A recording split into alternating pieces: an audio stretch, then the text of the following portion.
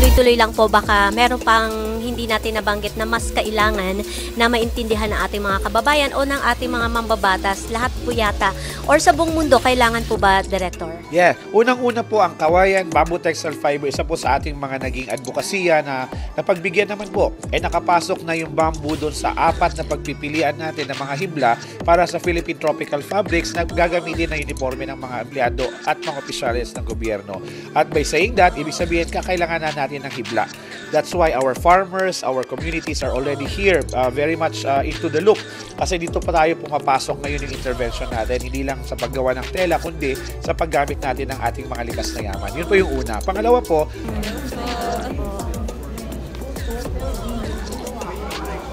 lalaki ba? Tanya na about kawayan. So dito na tayo sa makatulungan kung paano tayo kumita. Para doon sa mga owner, yan, sa mga negosyante natin o designer, paano po kami mabigyan ninyo ng isa pang inspirasyon or yung mga susunod pa sa inyo kasi very inspiring po kayo eh. So hanggang saan at gaano na po kalawak ang inyong narating?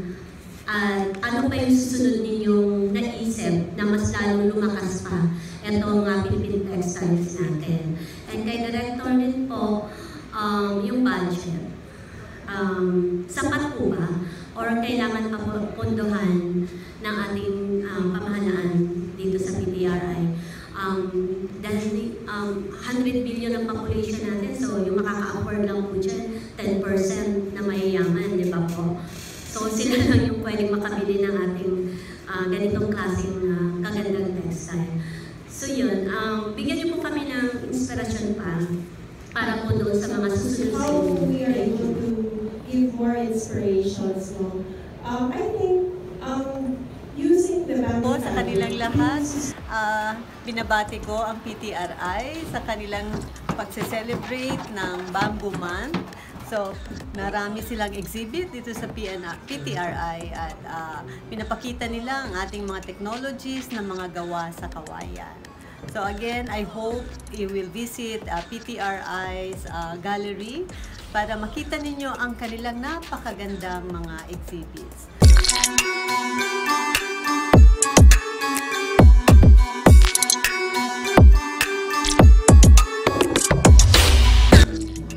Alright, happy morning! Muli ang inyong lingkod, Miss Horizon Chaser. So, alamin po natin ngayon, or tunghayan natin itong napaka-exciting na The Bamboo Textiles Exhibition. Dito po mismo yan sa gallery ng DOST-PTRI, General Santos Avenue, Bicutan, Taguig City. Kaya, tunghayan natin at alamin natin ang buong detalye. Matutunghayan natin kung gaano kahalaga ang kawayan. Kaya dapat po talaga ay magtanim na po tayo mga kababayan at ito nga ay yaman ng ating bansa. Sir Julius, happy morning po. happy morning! Sir, bakit po inilunsad niyo ito ngayong parang exhibition yata tungkol sa kawayan? Pakipaliwanag nga po at bakit kailangan nating gawin ito dito sa inyong ahensya? Yeah, ang kawayan po ay ang aming bahagi sa pagdiriwang ng Philippine Bamboo Month dito sa Pilipinas. At alam niyo naman po, ang bamboo, napakaraming gamit niya, napakaraming pwedeng paggamitan. And we would want na yung gamit niya for textiles ay ma-highlight natin through the Kawayan Exhibition. So bilang pagkikibahagi po sa ating pagdiriwang, inilunsad po natin ang Kawayan Exhibition ngayon. Nagtatampok ng napakaraming pwedeng paggamitan ng bamboo textile fiber, papunta po sa sinulid, papunta po sa mga tela, papunta sa mga damit, at mga iba pong application katulad po ng home textiles, accessories, and even for building applications. Alright. Director, napansin ko po na parang ang daming iba-ibang klase ng kawayan. Gaano po ito kadami? Right now po, we have 19 na napag-aralan na po natin, at yung sa 19 po na yon, madadagdagan pa ng around 5 climbing bamboo species mula po sa Mindanao. Ito po yung part ng aming pakikipagtulungan din sa ating stakeholders para po mapalawig natin yung pag-aaral at saka pagpananaliksik at maparami natin yung mga pwedeng pagkuhanan ng fiber mula sa mga bamboo species na meron sa Pilipinas. So, yung 19 po na yan, 19 plus 5, ay actually kulang pa po yan dahil napakarami pa po hindi pa natin na papag-aralan. Subalit, napakaganda po ng aming mga natuklasan para po makakuha tayo ng bagong hibla, panibagong hibla mula po sa kawayan na pwedeng gamitin natin para sa mga damit pang araw-araw. Alright, Director, kung sakali po dumami ang magkaroon ng interes sa paggamit ng kawayan, anong lugar po kaya ang dapat na mas madaming tanim ng kawayan at gaano dapat ito kadami? Actually, ngayon po, napakaganda dahil sa dami rin po ng species na napag-aralan natin, iba-ibang lugar din kung saan sila tumutubo. Kaya pag sinabi mo kunwari na bayog, ay gusto ko dito, ang bayog marami sa La Union. So kung sakali sa La Union, magtatanim tayo ng bayog o di kaya pararamihin natin ng bayog. Pag pinag-usapan naman natin kunwari laak, maraming laak naman sa Davao, sa Mindanao. So yun po yung mga pwedeng paggamitan nun. Ngayon, iba-ibang location, tumutubo naman ng kawayan, iba-ibang species ng kawayan, so hindi po natin yun problemahin.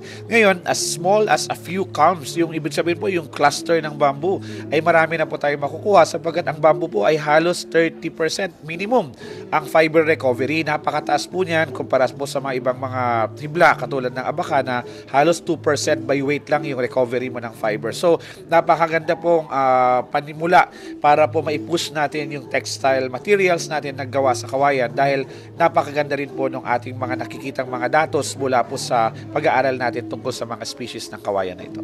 Alright, Director, parang nabalitaan namin na may sumuporta na isang senador. Sino po ito? At ano po yung nasabi niya po? Ay, naku, nakakatuwa naman po palagi ang suporta ng ating mga mambabatas mula po sa mababang kapulungan at sa Senado. At kahapon nga lang po ay sumalang po kami sa budget hearing ng ang DOST para po sa PTRI. Bagamat hindi po ito nakuha masyado sa camera, ay napakaganda po ng mga prospects natin for the textile industry, particularly po with Senator Loren Legarda at ng iba po ng mga senador na talaga namang naniniwala tungkol po sa bamboo textiles natin. Kabilang na po din dyan si Senator Tol Tolentino, si Senator, of course, Senator Subiri is also a very good supporter, very strong supporter of bamboo, and also, of course, Senator Bato de la Rosa dahil po sa kanya talagang na-accelerate natin yung pag-develop ng bamboo para po sa damit or sa sa battle dress uniform ng ating mga uniform personnel. Alright, Director, malaking tulong din pala ito sa ating mga nagtatanim ng kawayan. So ano pong mensahe natin para mas lalo po sila mapalakas at dumami pa yung magtatanim ng kawayan? Tingnan po natin yung napakaraming application ng kawayan liban po sa paggamit natin sa furnitures at sa mga traditional na gamit tulad ng panusok, ng fishbowl or ng barbecue sapagkat marami pong application ng kawayan na mas mataas po yung value at ang paggamit po nito na maging hibla at maging tela ay isa sa mga pinakamatataas ang tinatawag nating value addition para po yung mga kawayan na hindi hinahayaan lang nating tumanda at mabulok sa ating mga bakuran magamit naman natin para sa isang mas a more robust and more lucrative application of our bamboos na meron tayo. So kung meron po kayong interest, makipag-ugnayan po kayo sa Philippine Textile Research Institute o kung hindi naman po yung ating pong mga regional officers kasi sila po ang pwede magbigay sa inyo ng guidance kung paano po natin pwede magkaroon ng bamboo textile fiber hub o di kaya processing hub sa inyong pong mga komunidad at inyong pong mga localities. Alright, so nabanggit niyo po Director na maaari silang kung sino magka-interes, papaano yung hakbang na gagawin, lalo na doon sa mga ordinaryong mamamayan, alin po doon ang pwede nilang gamitin or i-adapt? Ano-ano ang mga ito para madetalye lang po. Okay. Ang paggawa po ng tela, mahaba po yan. Pero ang maganda po na pwedeng pasukin ng ating mga farmers, ang ating mga magsasaka, lalo po yung mga nasa probinsya, paano natin i-convert yung puno ng kawayan at maging hibla. That part po is already a very strategic and a very lucrative form or business model for bamboo. Yung mula sa pole na matigas, magiging hibla. Yun po ay ginagawa na natin at napatunayan natin na umubra o gumagana sa Nagilian, La Union, sa Isabela, sa Maragondon, Cavite, sa Abra. At ngayon, ginagawa natin yung nasa Maramag, nasa Pangasinan. So, yun po yung mga business model, na akma sa ating mga magsasaka na tingin ko ang DOST, katulong ang Philippine Textile Research Institute ay makakatulong po sa inyo at to put that into reality, to make that a reality. Sige po, Director, tuloy-tuloy lang po. Baka meron pang hindi natin nabanggit na mas kailangan na maintindihan ng ating mga kababayan o ng ating mga mambabatas, lahat po yata, or sa buong mundo, kailangan po ba Director? Yeah, unang-una po ang Kawayan Bamboo Textile Fiber, isa po sa ating mga naging advokasya na napagbigyan naman po. Nakapasok na yung bamboo doon sa 4 na pagpipilian natin ng mga hibla para sa Philippine Tropical Fabrics na gagamitin na uniforme ng mga empleyado at mga opisyalis ng gobyerno. At by saying that, ibig sabihin kakailangan na natin ng hibla. That's why our farmers, our communities are already here, very much into the loop. Kasi dito pa tayo pumapasok ngayon yung intervention natin, hindi lang sa paggawa ng tela, kundi sa paggamit natin ng ating mga likas na yaman. Yun po yung una. Pangalawa po, ngayong buwan, pinagdiriwang din natin ang Creative Industries Month. At ang tela is also a form of creative expression, ika nga nila. So ang pananaliksik is a creative endeavor. So as our textiles, and textiles are also the means by which the fashion industry, our accessories industry, our footwear industry are also, leaning into because they need raw materials, and textiles provide that raw materials. Ang bamboo po ay napakagandang material natin para sa mga application na to, katulad na rin ang paggamit natin nito para sa ating mga home textiles katulad ng draperies, bed linens, etc. etc. So napakahaba po at napakaganda ng talakayan natin tungkol sa bamboo, at nawa po ay maging kasama namin kayo sapagkat marami pa po ang pwede nating madiskubre at na pwedeng magawa at pwedeng pagtulong-tulungan para po mapalawig natin, mapagana natin at mapayabong natin ang industriya ng tela sa Pilipinas. Last na po, Director, ano pong tela Suot ko ngayon ay, ganda. itong hinabi po, itong brown ay hinabi po ito sa Abra. It's a binakol pattern, tinggian pattern. Na of course doon po galing ang aking may bahay, so kinusuportahan din natin sila. At itong beige fabric na po ito ay Philippine Tropical Fabric, gawa po ito sa blend ng pineapple. Ito po yung gusto natin na maging direksyon ng ating bamboo textiles. At pagdating po sa Kawayan exhibition, makikita nyo yung napakaraming posibilidad na pwede natin paggamitan ng textile fibers mula sa Kawayan. Last na po, Director.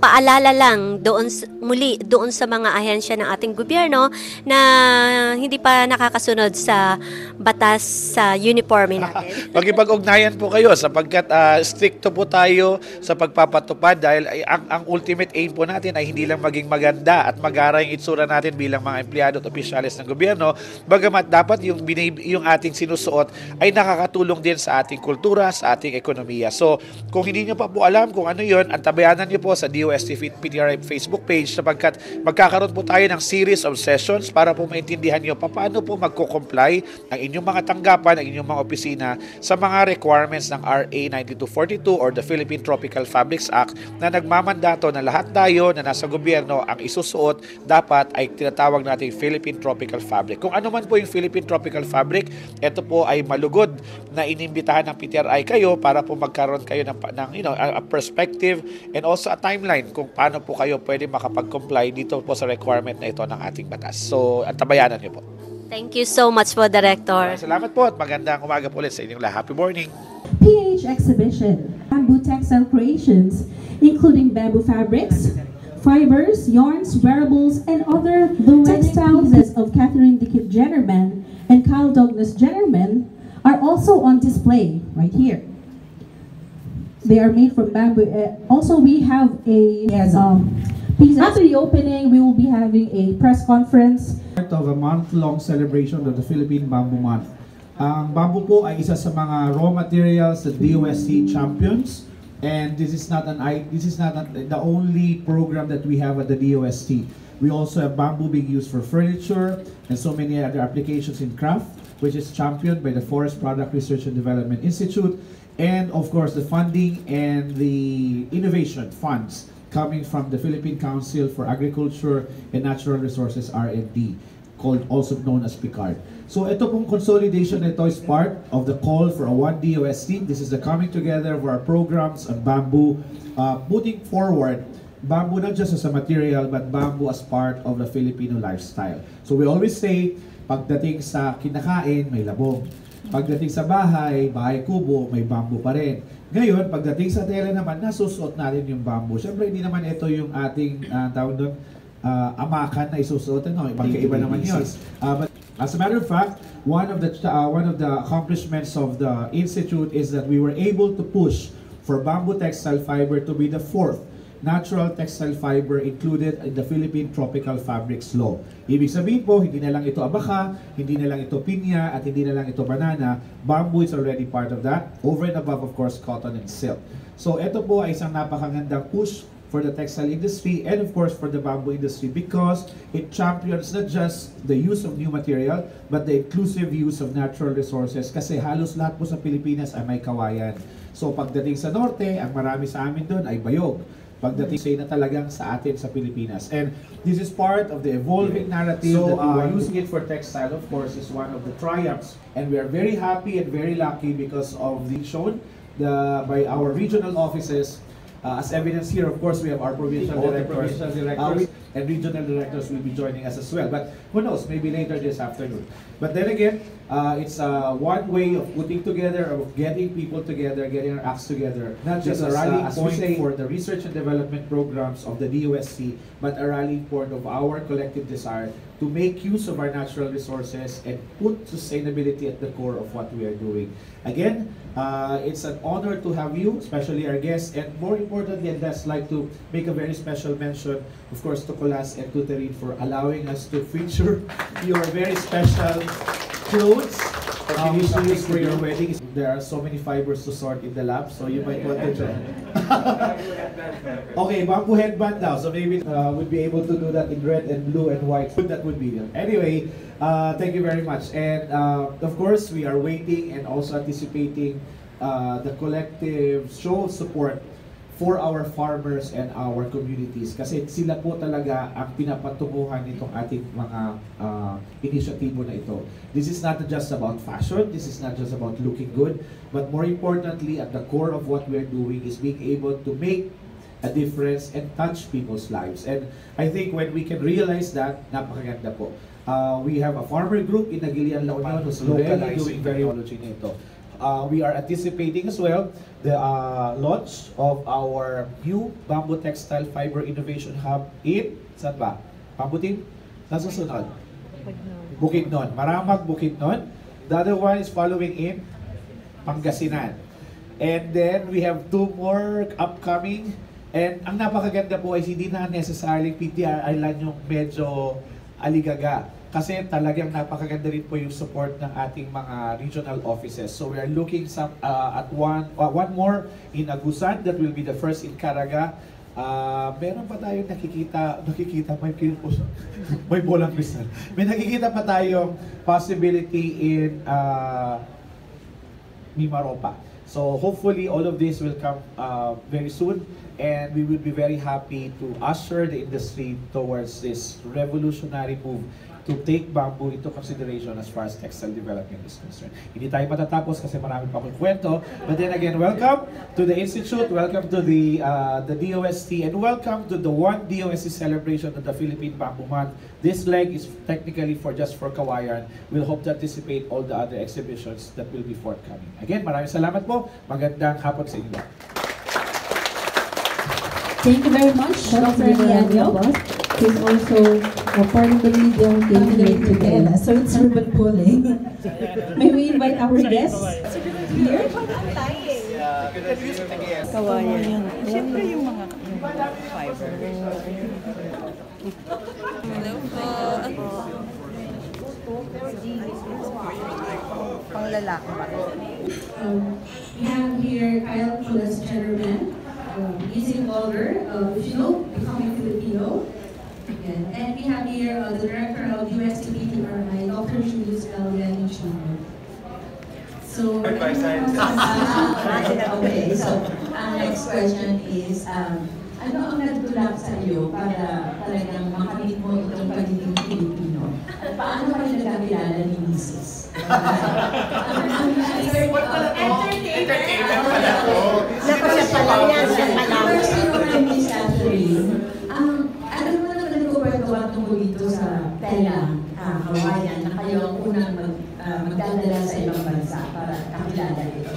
Parang, yung parang nakaka-touch, di ba? Kasi ang Kawayan, parang hindi natin yung pinapansin, di ba?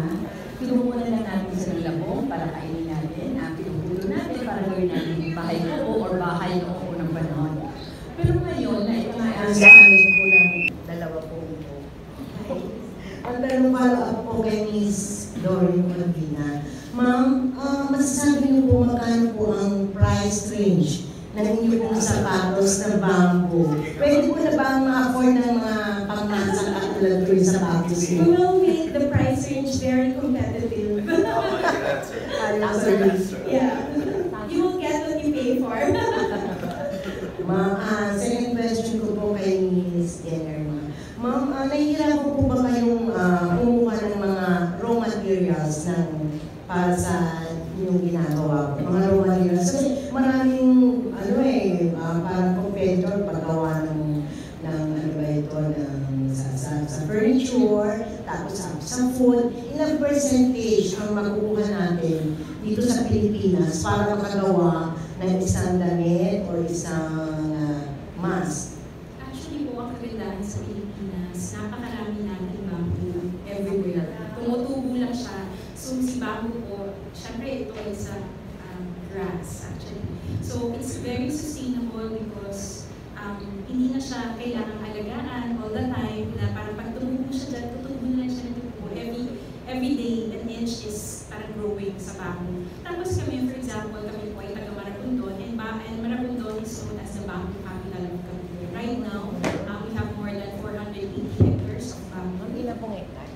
More than 480 hectares of bamboo. This is only under the National Greening Program of the DNR, and there's a lot more from the private owners. So napakaganda po ng kawayan kasi hindi mo siya masyadong kailangan gastusan para alagaan, and it grows everywhere. Ano yung fiber crops? Ito yung tinatanim natin purposely for the fiber. And I'm referring to cotton, linen, abaca. Sila po yung purposely tinatanim para magkaroon tayo ng natural fiber. So ibig sabihin, they are treated as agricultural commodity.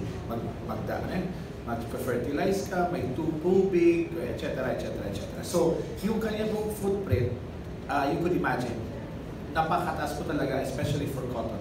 Now, ang isang proposition natin are the non-foreign fiber crops, which is banana, pineapple, and now bamboo.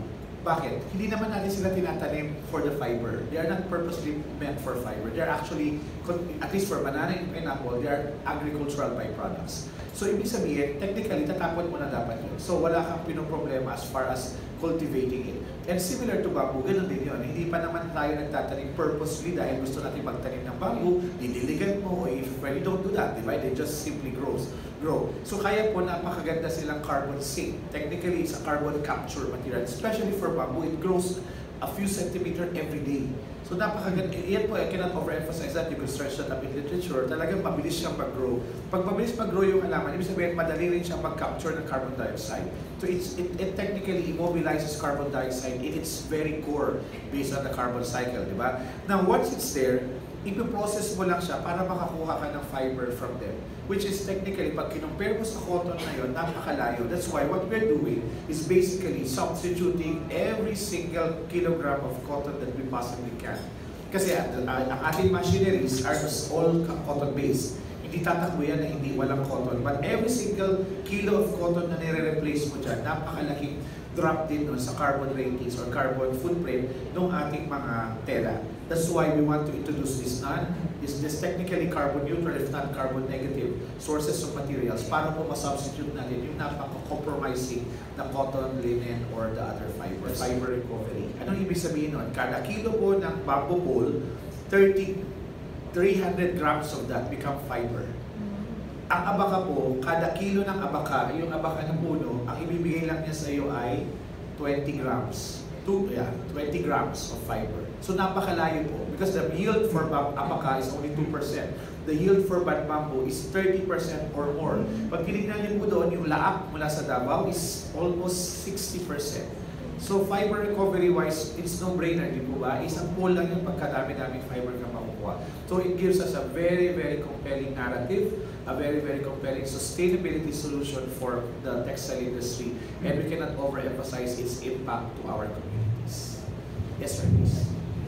It was really interesting when I did my oath taking as well as during my wedding. I was wearing a lot of bamboo fabric, especially the pants. Like you can see the pants over there. And when you look at them, and it looks thick. Like I've worn so many barong, I've worn so many different outfits, but wearing the bamboo pants were really comfortable, really breathable, and great. Like there's no itching, there's no, so actually wearability, I wear them all day. I actually asked Francis the beer head if he could make me shorts for summer, because I want to go adventure around in bamboo shorts, because they were that comfortable. So I think when it comes to wearability, I'm already a guinea pig in saying definitely they're great. Thank you very much for that, Kulas. At least there's a proof, right? At least the wearability. On our side, just to complement and put the science into it, the fiber quality of bamboo is quite similar to the consistency of either banana or abaca. May coarser fiber sila. But by saying so, it gives us or allows us to make thicker yards as well. Ibig sabihin, we can actually move from a wide range of material. If you can see the first piece here, that's bamboo. Itong nasa top niya, that's silk, and the weft is bamboo yarn. So it can be made into a barong material, flowy, etc. But all the bottoms there, the pants, and even the big big skirt there, bamboo fabric din yan. So meaning you can also make it into a thick, dense fabric. So the versatility of this material is there. We can characterize them. We have numbers because, as I said, we are a science institute. We do not just want to put a material out there and then later on, as you asked kanina, hindi siya pwede sa shoes. Kasi sa amin, before lumabas yung material, na-test natin yan. We know that it actually fares very well with standards and it fares as well very well with the comfort level that is so desired. So, hindi natin ipipilit yun.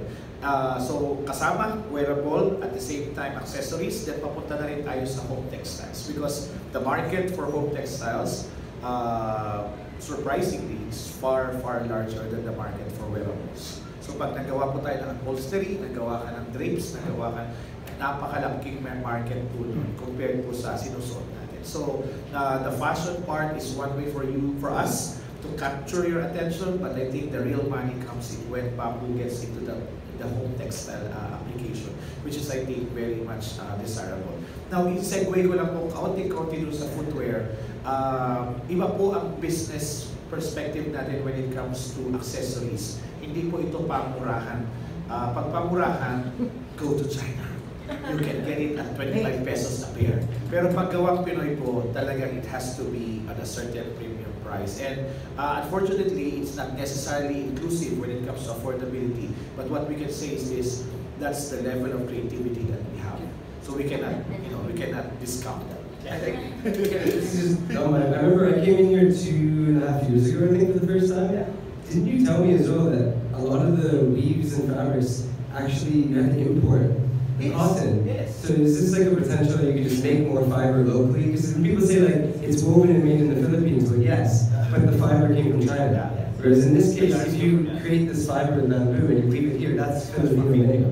So anyways, I think that already is price for everything. Happy morning, I'm Miss Horizon Chaser at Chanasuse. Nalitan na about kawayan. So dito na tayo sa makatotohanan kung paano tayo kumita. Para doon sa mga owner, yan, sa mga negosyante natin o designer, paano po kami mabigyan ninyo ng isa pang inspirasyon or yung mga susunod pa sa inyo kasi very inspiring po kayo eh. So hanggang saan at gaano na po kalawak ang inyong narating at ano pa yung susunod ninyong naisip na mas lalong lumakas pa itong Philippine textiles natin. And kay Director din po, yung budget. Sapat po ba? Or kailangan pa po punduhan ng ating pamahalaan dito sa PTRI? Dahil 100 billion ang population natin, so yung makaka-afford lang po dyan, 10% na mayayaman, di ba po? So sila lang yung pwedeng makabili ng ating ganitong klaseng kagandang textile. So yun, bigyan niyo po kami ng inspirasyon pa para po doon sa mga susunod sa inyo. Thank you.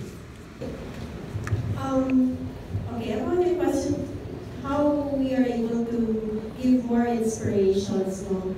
I think using the bamboo fabric, being sustainable itself, is already inspiring, and not only inspiring in terms of using natural resources, but at the same time, showcasing the Filipino products, bamboo, not only in the Philippines, but also worldwide. So I think to some other shoe designers. We can inspire them by showing them how wide is the variety of shoe designs that we can make, and how comfortable it can be, because bamboo is actually cool in the skin, so in footwear it can address the sweaty feet of the consumers. So I think that's how we can inspire some shoe designers here and all over the world. Sa amin po, as a social enterprise, so we're very impact-driven. The reason why we exist is because we want to help our kababayan sa Marathon Cavite. So with the help of technologies coming from UST, we were able to give jobs to our kababayans. We started our story having only 2 handloom weavers left. Most of you, alam po, hindi nyo alam kung na may handloom weaving pala sa Marathon. So ngayon, from 2, we now have 8. Next week, magkakaroon ulit ng training sa Marathon. I think we're going to have 15 more weavers in the coming months. So mas marami pong nagkakaroon ng trabaho, including our farmers, including reviving and saving the cultural traditions in Marathon Cavite. We're also getting the opportunity to promote our hometown. So whenever we meet people at tinatanong nila taga saan kayo, we tell them we're from Marathon. And they would always say, saan ang Marathon? Anong meron sa Marathon? And we would always say, doing execute sa address ko in fashion.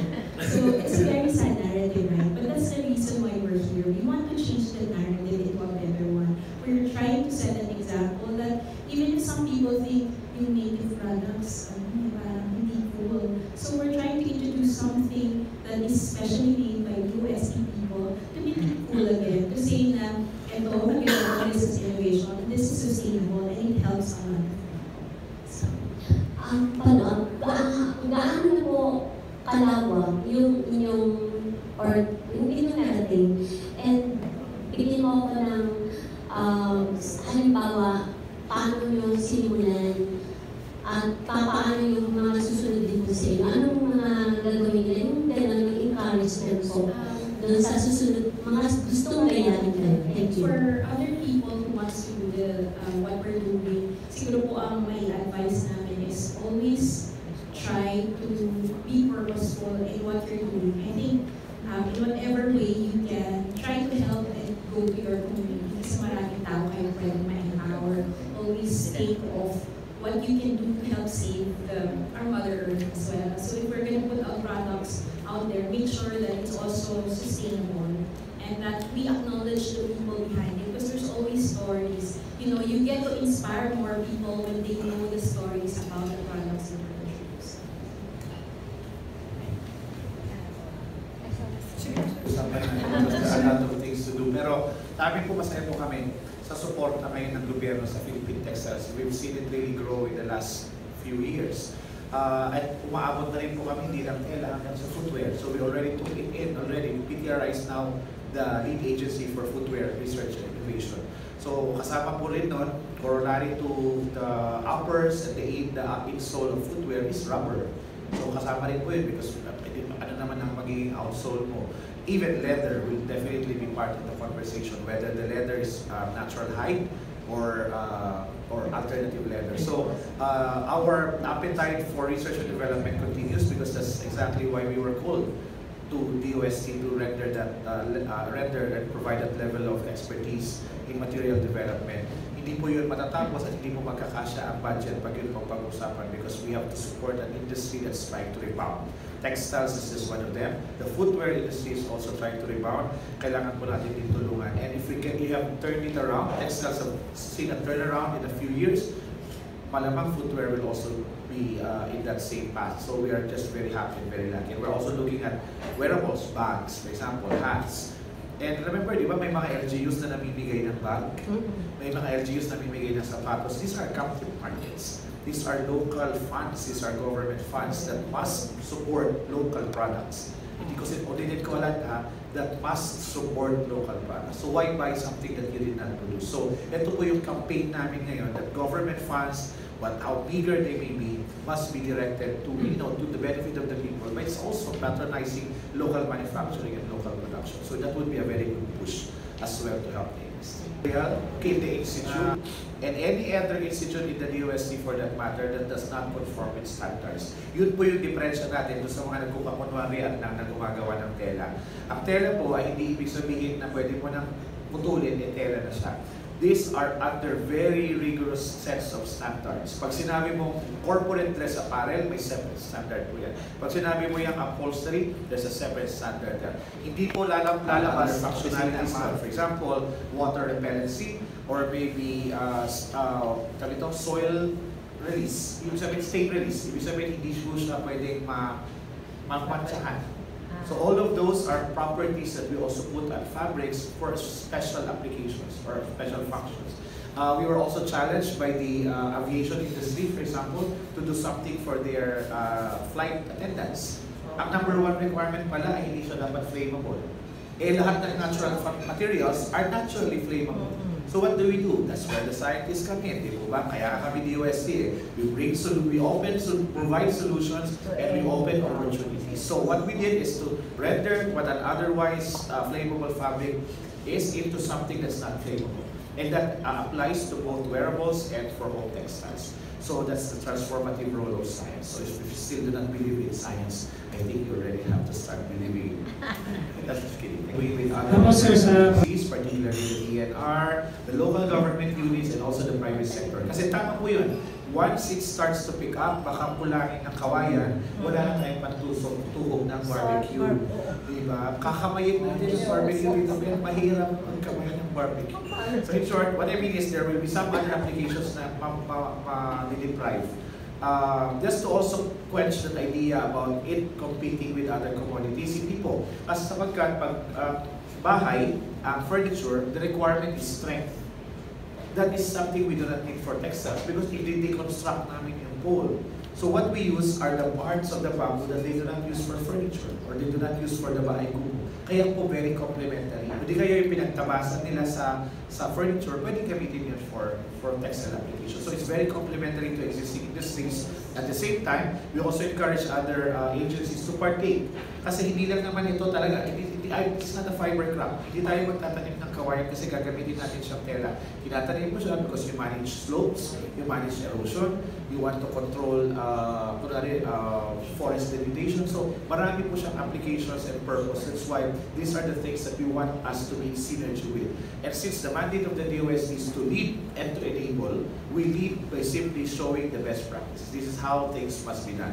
Because otherwise, when you do not lead, kanya-kanyang galaw ang gobyerno, you do not get your acts together, sayang din po yung momentum. This is a very great chance for us to make something for the global market.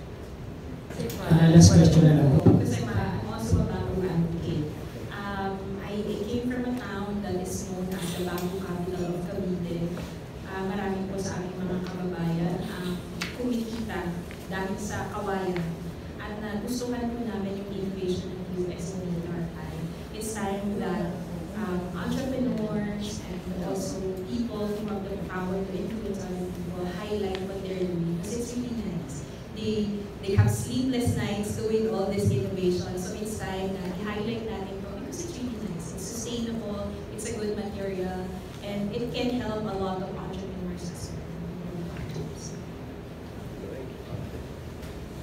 Yeah, I just think personally, I mean, having been to every province in the Philippines, something I believe you can say is very Filipino is bamboo because you see it everywhere. So I mean, syempre, if you can put it in your clothing and have that part of my becoming Filipino life, of course I'd like to do that. So, and again, just to say something about that too, my life here, I like to consider myself sort of a connector in a way. What I mean by that is I've been to every province immersively over 11 years and seen the diversity of Filipinos. You know, like the Weaved, the Pishabed is different than the Inabel, it's different. But it's interesting because even though it's different, imagine they were all also woven with a bit of bamboo in them. You know, that's something that connects all Filipinos. So I like the idea of having bamboo involved. It's something that's so deeply abundant here in the country. So, yeah. 7,000 pesos. Otherwise, naawayin ka ng lahat ng government employees sa Pilipinas. So it has to be within that scale. And I'm referring to at least, siguro mataas na yung 500 pesos per yard. 60-inch weight. Mataas na po masyado yun, makapal na po yun masyado. And you you don't want to wear a trench coat na nagko-commute ka ng jeep. So, definitely it will be within that range, less than 500 pesos a yard. Ibig sabihin, sa isang tayuan ng barong, kaya mong magkaroon ng barong na less than 2,000 pesos. So yun po yung mga peg. So we are not oblivious to that fact that it eventually will become, in a way, scalable to a certain mass level. But then, it's too hard to give the numbers because, as I said, masyadong mahaba yung value chain. Pag binarap natin yung tela dun sa dulo, ang magsasuffer at unang aaray ay may mga nasa harapan, which are the farmers. At palagi po sila ang kawawa nito kasi barat na barat yung tela sa dulo, gusto nila 50 pesos per yard. Ano ngayon ang kikitain naman ng ating mga happy? Anong kikitain ng farmer mo sa dulo? So we also have to be very conscious, socially at the very least, about this one, without, of course, being oblivious to the fact that the economics of it is really the underlying issue. As I said, dapat may kumita. Kumita tayo doon sa industriya na to. Wala tayo mapabayaan. Also, hindi pwedeng isa lang yung kumikita, tapos yung iba hindi nakikita. Again, hopefully we'll get into that point where we'll be able to have it like ordinary fabric na siya, nakikita natin na nabibili. But for now, it's enjoying the premium that it has, or it still is enjoying na nandun siya sa part where people that are actually, more comfortable in life could actually afford. But eventually, it will get into that. I'm not talking about decades, maybe a few years. Okay. I also want to know, okay, so I know that the BOST-PTRI has efforts to revive the cotton industry up in Ilocos, right? But how are you on that? And is bamboo like a viable substitute for thriving cotton industry? Yeah, cotton will remain to be your carrier material because it's wherever you're going sa buong mundo, cotton is always the base material because that's the one that runs in the current design of our machineries. So cotton becomes the 100%. What we do is to slowly substitute cotton by cottonizing natural fibers. So that's the core technologies. If you're aware of that, that's where 80% of our intellectual properties are. Yung paano namin ma-cottonize yung fiber na yun. So ibig sabihin, hinahabol namin yung consistency ng cotton. Now, by promoting cotton farming, ibig sabihin, we want more cotton carrier fibers available. But in so doing, because as I said, hindi rin siya yan ang pinaka-environment friendly na material, we try to substitute it with this carbon neutral, if not carbon negative materials like bamboo. So sinasubstitute natin siya slowly. So we are managing it in such a way na you don't disenfranchise cotton farmers, but you manage it at a scale na hindi naman sila mag-overproduce na magkakaroon tayo ng problema. Right now, overproduction of cotton in the Philippines is available. Right now, at the orders about 100 yards. Nag-usap na tayo ng ganun na availability of bamboo fiber. Bamboo, yes, we speak them here or maybe in other locations in Ilagan, Isabela, in Biagao, Iloilo, and hopefully very soon in Cabacan, North Cotabato. So, naka-strategically positioned na sila. They are producing already such that we are now in the orders of 100 yards production capacity. By that meaning, hindi na tayo nag-usap ng paswatches. Second is what are we working on? We are working heavily on saluyot because saluyot is very similar to the consistency of rami and very fine enough for blending not only with cotton but also with pineapple. We are also working heavily on hyacinth, water hyacinth, because like bamboo, water hyacinth is a carbon sink. Hindi natin tinatanim yung water hyacinth. We don't pollute our rivers such that there will be hyacinth growing. Hindi natin ganyan. They just naturally grow. Actually, in Mindanao, there was even a flooding that happened because the Rio Grande de Mindanao was actually, infested with a lot of water hyacinth. So what we do is we tandem with our local government, tatanggalin nila yung water hyacinth from the waterways, and then we extract the fiber from water hyacinth and provide solutions for that. Those are the examples. The third would be a little more fancy na, pero we are trying also to revive rami in the Philippines. Rami is still one of our most compelling natural fibers. Unfortunately, naagaw siya ng China, but hopefully very soon we will be able to revive rami as well because rami can be blended with pineapple to give you 100% fiber yarn. Ibig sabihin, I will not need cotton anymore. So imagine mo yung mga prospects na yun. And we are very excited because let's give it about 2 or 3 years. Maybe we'll be launching them very soon. Water hyacinth will be the easiest to launch. Saluyot is already a baroque. I'm already wearing it regularly. So yun po yung mga bago natin pinag-aralan. idagdag doon. Pero ang concentration ko ng efforts namin ngayon is to enable the regions to help us in production. Kasi ang kailangan po natin ngayon is not just production, but an innovation ecosystem in the region. Ibig sabihin, hindi lang naman yan tagagawa, hindi lang naman yan mga kamay. These are people who are also thinking, these are people who are also creative. So you want them to be part of the textile innovation ecosystem by empowering the regions and giving them the capacity to process their own natural fibers and give us textile propositions. Baka who knows, baka makapag-perfect ng water hyacinth will be Agusan. We do not know. Baka makapag-perfect ng cotton blends with pineapple will be somewhere in Negros. We do not know. So we do not discount that fact, and we make access to technology, access to innovation as liberal as possible, as democratized as possible. And I think that's the role of government, more than anything else. Sir, actually, no. I had a follow-up. Tinignan namin lang ng color palettes ng bamboo na nakikita natin in nature. Yun po yung kinopya namin. Such that it will be iconic. Pag nakita mo yung green, alam mo agad, ay, ayan na. Which actually happens. Kasi kinolor match po talaga yung kulay na yan specific to the, may green, may light green, if you could see. And then I think may yellow now and brown. And we also have black. So parang yun po yung may black because there's black bamboo. May black bamboo. Hala, di mo alam. Pawiin na to, hindi alam mo. Black bamboo is big use. Yeah, may black bamboo. Follow up, sir. Anong specific ng tela? Kasi dami ko nakikita ng mga iba-ibang klase ng bamboo. May manipis, may makapal. Anong specific? Species that we already studied. And then 5 more that are climbing bamboos. So wala siyang economic use. So, sa 19 plus 5 na yun, Tita Ben, all of them give natural fibers. So, lahat po ng nakita niyo doon, kanya-kanya. Nagdidepend na lang po siya kung saan yung location gusto magtanim. So, kung gusto mo magtanim sa Ilocos, you know what is abundant in Ilocos. In Abra, meron din abundant. Kung sa Buwan, meron din sa Buwan. Pwede ka magtanim sa ganon, level. So, pag may asyenda ka, Tita Ben, sa Mars, baka yun naman ang pinagtuunan ng pansin ng aming team para yung mga climbing bamboos magamit din. Because they don't have economic value, tinatabas lang sila. Follow-up questions lang po dun sa ating mga magsasaka na mismo. Kasi di ba po, talagang pang-world class yung tela po natin. So yung mga negosyante po natin, nakikinabang din po silang malalan. So yung gobyerno, gusto natin na lahat ay makinabang ang mulat para umangat ang ekonomiya natin.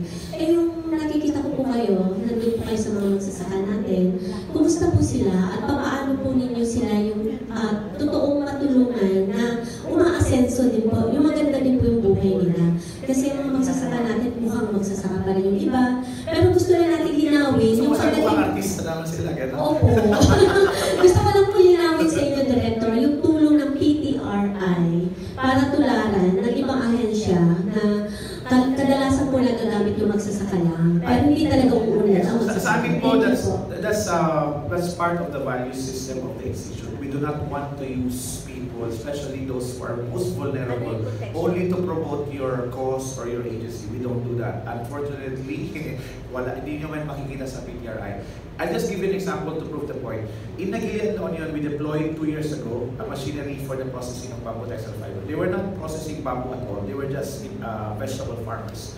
Fast forward, before the year ended in 2023, 2023, yes, they already produced almost 1 ton of bamboo fiber. 1 ton times 200 pesos per kilo. Okay? Imagine mo, small farmer group po ito sa Nagilian, La Union. Ngayon, we were surprised. Instead na bumili sila ng damit, as you said, magbuka silang mayaman, yung kinita ng kooperatiba nila, they intend to buy computers, they intend to buy kapot because they want to help their community. That is exactly the same trend that we want na mangyari. Hindi yung pagsasaka na eventually bukas ay nagpapautang na siya ng 5-6. Hindi yun po yung formula. The formula is to also nurture that Filipino value of giving back. Kasi nakita nila libre yung makina binigay ng gobyerno, so they feel indebted na tumulong naman tayo, which is a very good manifestation that the goodwill really is rolling. So, fast forward, alam ko hanggang ngayon, bumibili pa tayo sa kanila, di ba? Pag nasisira yung machine, tatawag sila.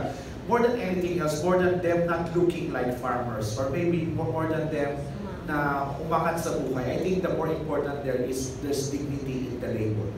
there's dignity in what they're doing, that they feel proud that they are farmers. We don't want them to end farming, otherwise wala po tayong kakainin. So they can remain as farmers, but the dignity of the farmers nandoon. And that's exactly what technologies Ano yung pangkabuhay? showcase. Hindi po.